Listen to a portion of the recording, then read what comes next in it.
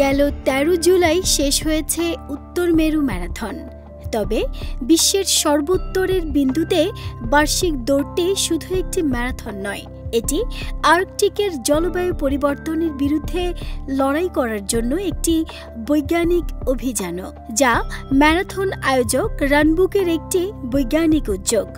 North মেরু forum দৌড়বিদদের উত্তর মেরুর বরফের চাদর অঞ্চলের সংরক্ষণ এবং উন্নয়নের চ্যালেঞ্জগুলি সম্পর্কে আরও জানার সুযোগ করে দিয়েছে। এলএমই সার্টিফাইড বিশ্বসেরা কপারে তৈরি ওয়ালটন কেবলস, যা আপনার স্থাপনাকে রাখবে সব সময় নিরাপদ।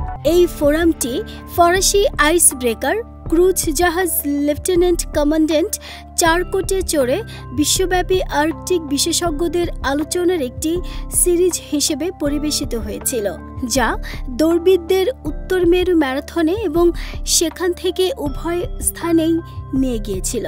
জাহাজের বৈজ্ঞানিক অভিযান নেতৃত্বদানকারী প্রবীণ আর্কটিক অভিযাত্রী পিটার ড্যামিশ আরও জানান, ফরাসি জাহাজটি মেরু এবং সমুদ্র যাত্রার সময় উভয় জায়গা থেকে জলের নমুনার মতো মূল্যবান বৈজ্ঞানিক তথ্য সংগ্রহ করছে।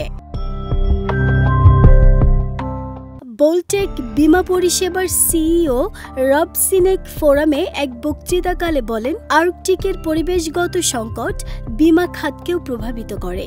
বিমা শিল্প জলবায়ু পরিবর্তনের সমাধান খুঁজে বের করার চেষ্টা করছে।